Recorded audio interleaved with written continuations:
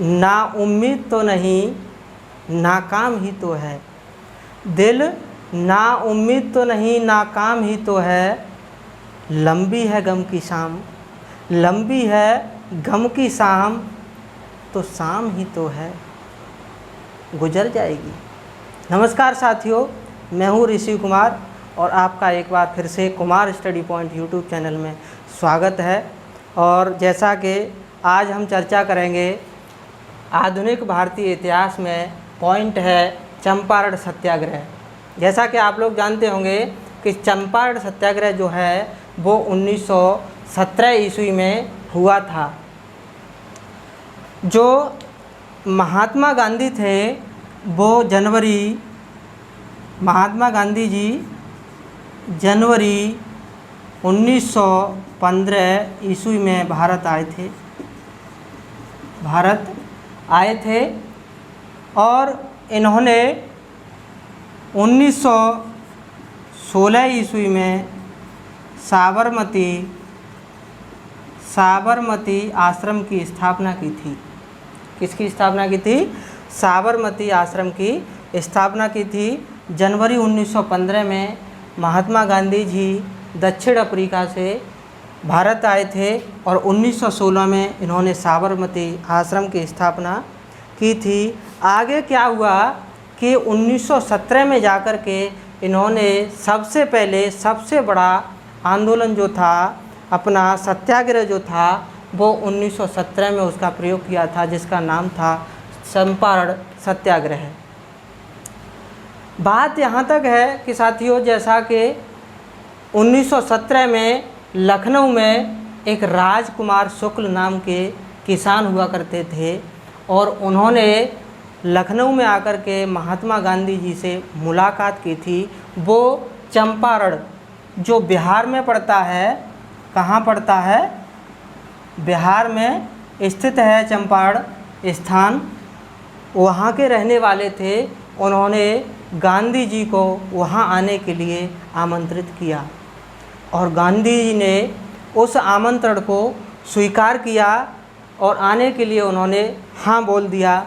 जब वहाँ पर गांधी जी पहुँचे, उस समय पर चंपारण में जो कमिश्नर हुआ करते थे, उन्होंने गांधी जी को चंपारण में जाने के लिए प्रतिबंधित कर दिया। लेकिन गांधी जी की हट के आगे और उन्होंने भी गांधी जी को इजाज़त दे दी कि आप चंपारण जा सकते हैं और वहाँ अपना सत्याग्रह का पूरा प्रयोग कर सकते हैं। कमिश्नर ने, जब वहाँ के कमिश्नर ने महात्मा गांधी जी को यह आदेश दे दिया कि आप जा सकते हैं, तो जैसे ही वहाँ पर वो गए और वहाँ पर वहाँ के जो किसान थे चंपारण के, उन्होंने उनका पूरी तरह से स्वागत किया। अब इसकी एक भूमिका थी कि यहाँ पर जो किसान थे उनका अंग्रेज़ जो निलहे थे, अंग्रेज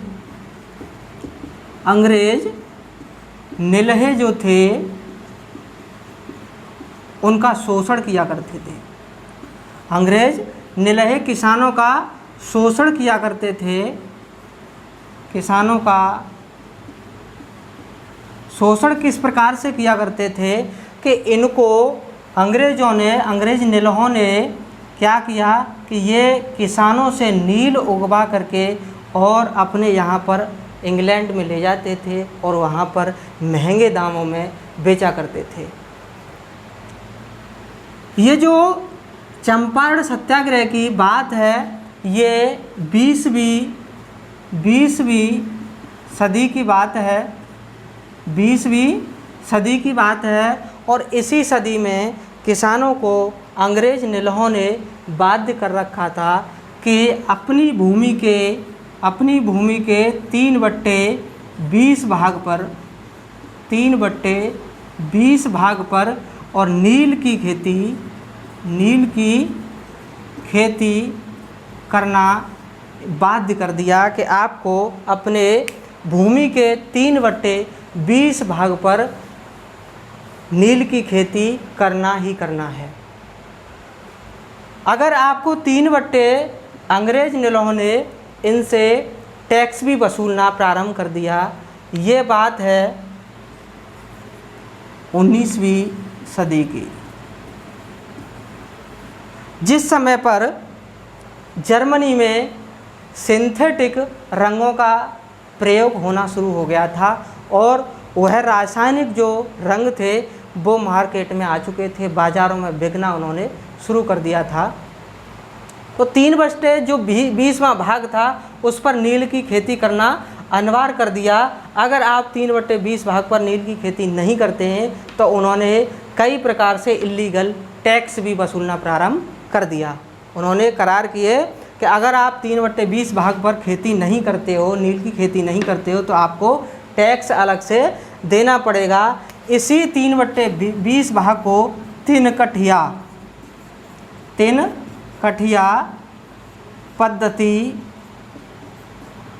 कठिया पद्धति के नाम से भी जाना जाता है।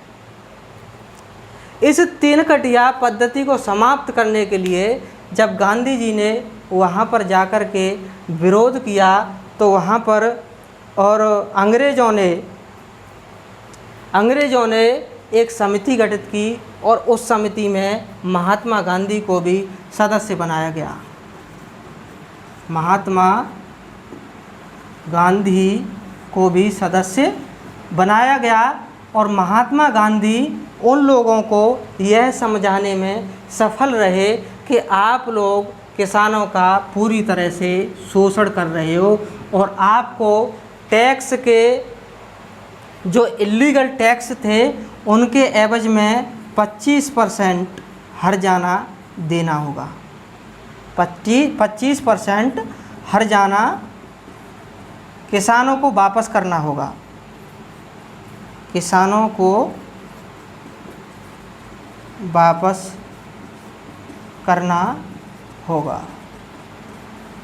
तब जाकर के अंग्रेज़ों ने, जो अंग्रेज़ निलहे थे, उन्होंने 25% किसानों को 25% टैक्स का जो भाग था वो 25% क्या किया, उन्होंने वापस कर दिया हर्जाने के रूप में। और गांधी जी यहाँ पर जो गए थे उस समय पर, वहाँ पे बाबू राजेंद्र प्रसाद, JB कृपलानी जो इनके साथी थे, उन्होंने काफ़ी रूप से इनका अच्छी तरह से स्वागत किया और इनका साथ भी दिया। एक NG रंगा नाम के व्यक्ति थे। NG, यह क्वेश्चन काफ़ी आता है। NG रंगा नाम के एक व्यक्ति हुआ करते थे चंपारण में। वहाँ NG रंगा ने और महात्मा गांधी का विरोध किया था कि ये चंपारण जो सत्याग्रह है ये गलत कर रहे हैं और उन्होंने महात्मा गांधी का उस समय पर विरोध किया था। उसी समय पर रविंद्रनाथ टैगोर ने और महात्मा गांधी को महात्मा की उपाधि भी दी थी। महात्मा की उपाधि रविंद्रनाथ